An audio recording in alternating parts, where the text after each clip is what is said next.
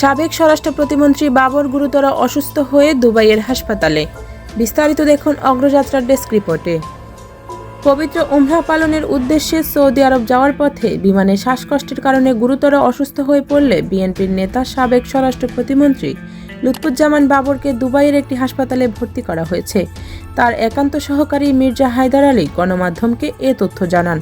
তিনি বলেন, স্যার, ঢাকা থেকে মদিনার উদ্দেশ্যে যাত্রাপথে বিমানে হঠাৎ প্রচণ্ড শ্বাসকষ্টে অসুস্থ হয়ে পড়লে দুবাইয়ে অবতরণের পরে দ্রুত বিমানবন্দরের কাছে একটি ক্লিনিকে নেওয়া হয়। সেখানকার চিকিৎসকরা পরীক্ষা নিরীক্ষা করে তাকে হাসপাতালে ভর্তির পরামর্শ দেন। তিনি আরও বলেন, এখন স্যার দুবাইয়ের একটি হাসপাতালে ভর্তি আছেন। চিকিৎসকদের নিবিড় পর্যবেক্ষণে তার চিকিৎসা চলছে। হায়দার জানান, লুৎফুজ্জামান বাবরের পাশে তার বড় ছেলেও রয়েছেন। বৃহস্পতিবার সন্ধ্যা 6টায় এমিরেটাস এয়ারলাইন্সের বিমানে বড় ছেলে লাবিব ইবনে জামানকে সঙ্গে নিয়ে বাবর মদিনার উদ্দেশ্যে রওনা হন। কয়েক ঘন্টা আগে আরেকটি ফ্লাইটে লুৎফুজ্জামান বাবরের সহধর্মিণী সহ পরিবারের অন্য সদস্যরা মদিনার উদ্দেশ্যে রওনা হয়েছিলেন। তারা মদিনায় পৌঁছানোর পর জানতে পারেন লুৎফুজ্জামান বাবর অসুস্থ হয়ে দুবাইয়ের একটি হাসপাতালে ভর্তি হয়েছেন।